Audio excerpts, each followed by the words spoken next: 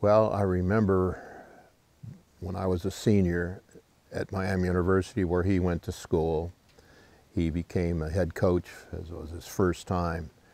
And he was young, he was just full of energy. And we knew then that he was going to be something very special. He knew the game well, he was very upbeat, and he was an outstanding player at Miami, and then he played for the Cleveland Browns, and his career was short-lived due to hip injuries. In fact, he had several hip operations, and from what I read, that's what did him in here at the age of 94. He had an infection. But he was an inspiration to all of us, and one thing he did, we didn't have weight training and conditioning programs like they do now. He got us playing handball. And John Pont and myself, and we had little tournaments set up with the players. In fact, I did the same thing here at Yale because that was before the weight training coach and all those things. And he was an inspiration. And as far as me, I'm concerned, he probably had more influence on me becoming a coach than anyone. When I graduated, I came back and worked on my master's degree, and he asked me to be a grad assistant, and that's when I got the bug. And he was so good about, he was a great teacher, obviously, but he was so good at handling situations that are difficult. In fact, in his life, as you probably know, this Niemann-Pick disease that his family got involved. In fact, he lost 3 grandchildren. And he had a daughter, I believe at age 61, passed away from MS. And when he got through coaching, he donated a great deal of money and energy and effort. In fact, I believe he's raised somewhere around $45 million to help. And Notre Dame now, I noticed, we just got a letter the other day, is taking over for them. And they're still continuing the research and hopefully coming up with an answer for that. But Ara was very special to me, and then one of the highlights of my coaching career is when we played at the Naval Academy. He and Al Michaels did our game on ABC. We were on regional television, and I remember him beginning of the game making a lot of excuses for us. Well, we didn't have spring football, and we didn't have scholarships and all that, and we were down. We didn't look too good, and then all of a sudden we came back. We were fortunate to win it. We had some great players, you know, Rich Diana here from Hamden, who's now an orthopedic surgeon, and Kevin Zinger, and well, a lot of good players, John Rogan. Anyway, we ended up winning the ball game, and I think at the end he said something like, I guess he learned everything I taught him, or something to that effect. But I've always admired him. I asked him one time why he didn't get into professional coaching, because I knew he was getting opportunities and offers. And he said, you know, there's 2 reasons. One is there's going to be a general manager telling you what players you should have. And secondly, you're going to get fired. Can you handle it? Of course, years ago, major college football wasn't as tough as it is on college coaches now, because they're getting fired just like the pros are. But that was interesting to me because I knew he could coach at the next level with no problem. And when you listen to some of his former players, not only at Miami, but at Northwestern, where he turned that program around, and then he left there for Notre Dame, and I guess he won 95 games there. He turned the Notre Dame program around. They had 5, I believe, losing seasons in a row, and he turned that completely around. But he was a very special human being, not only a great coach and teacher. He had a feel for people and wanted to help, like I said, with, first of all, save his own grandkids, but also help you know, anyone that was in trouble with diseases. Well, for you as a young man, you know, you're kind of trying to figure your own life out as a senior in college. For him to see something in you What did that mean to you that a guy with that, that kind of, personality saw something in Carm Cozza? Well, he was only, what, 7 years older than me. He was a very young coach, and we could relate. He could relate to us. He knew all the problems we were exposed to. He knew all the hard work you had in class, and most of us were, like my parents were immigrants, people didn't have everything they had now. Don't forget, TV was just coming in then. No one ever heard of a computer or iPhone in those days. And so much of it had to be roll up your sleeves and work hard. And money was tough in those days. And, the athletes seemed to maybe work a little harder.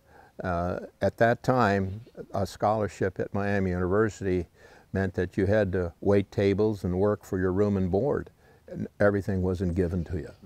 And he embraced that, and we never batted an eye. Of course, now everything has changed so much, but it never bothered us. I mean, I didn't mind. I should say, getting up at 6:30 in the morning waiting tables, but that's the only way I could go to college. Right. It's a whole different world. That's right. Different world then than it is now. Talk about, him. You what I read, very intense, wound tight, always felt like he was late for something. Is that the person you knew? He was a tremendous competitor, and he had a different way about him. I had the privilege of playing under two great coaches, Woody Hayes in my sophomore and junior year, who was an in-your-face type coach, and Ara, who had a knack of sort of embarrassing you to do better. He would he would let you know in his own way that maybe you're not playing up to your capabilities, and he found a way to get it out of you. And he didn't rant and rave. I remember one time we were playing Bowling Green, as I recall, and we didn't do too well in the first half. And he came in at halftime and said, I didn't know you guys had something else you wanted to do. You should have told me. He didn't go to the board. He didn't do anything. And he really teed us off. And we came out, and of course, and took it off on Bowling Green the second half. He had that knack. He just knew what buttons to push, it seemed, with each individual. And he made sure that you were playing up to your capabilities. Could that coaching style survive today? I mean, you turned out okay, and a lot of people are talking about, maybe it sounds like that coaching style wouldn't work today, or do you think it would work today and be beneficial? Well, it would be tough today because discipline was a lot different. You were disciplined then, and now people rebel at that, and like if I did something wrong at school and I came home and complained to my mother and dad, I'd get it again. Times have changed, and I think it's a little more difficult coaching now. I really do. It's tougher on parents. The Vietnam War years were really tough on coaches, and a lot of them didn't survive, and it didn't have everything to do with wins and losses. It was discipline. It was, they're anti this and anti that. It was very difficult. And I was fortunate to have some great leadership when I was coaching in those days. And they carried us through. But there was a lot of pressure from students, anti-contact, anti-this and anti-that. And it wasn't easy. It wasn't easy on coaches, it wasn't easy on the players. But like Ara always said, if you continue to work hard and set your goals, good things will happen.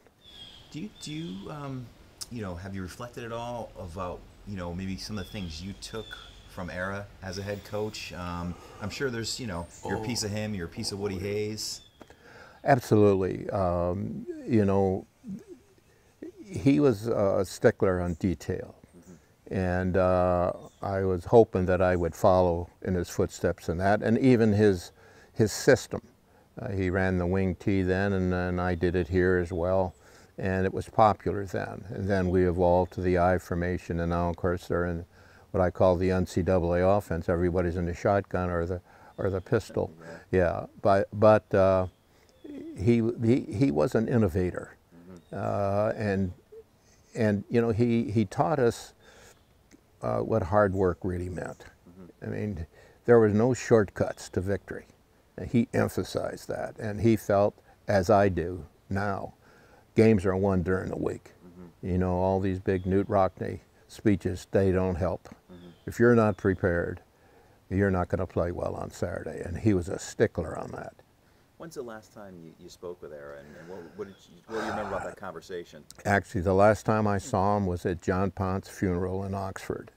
John had passed away from cancer, and John was his freshman coach, and when Ara left for Northwestern, John became the head coach, and then John had me come down with him. He was my teammate, my roommate, best man in my wedding, so it was a natural for me, and then I became the head freshman coach. But that was the last time I saw him. He looked good. He sounded good. Katie looked great. But I know he was always struggling with hip problems, and he's had several operations and several hip replacements. Well, you look at it, you know, last thing for you. I mean, 94 years old, he was a successful coach. He did a lot of great work for people, you know, that are suffering from a horrible disease. Yes. You know, if you had to put a button on his life, he seems like he had a pretty good life. He had a great life, and he, you know, he touched so many people's lives that were in need. Not only athletes, but like I said, people with Niemann-Pick disease and MS. He was involved in that. He did an awful lot to help people.